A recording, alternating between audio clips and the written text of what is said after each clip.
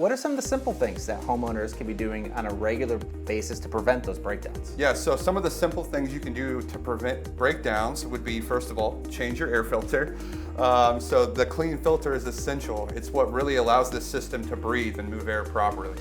Another thing to consider is, are the vents open throughout the house? Because this system is moving air and drawing air back, which allows it to condition properly. So if that air is not able to move through the house, you're going to have issues.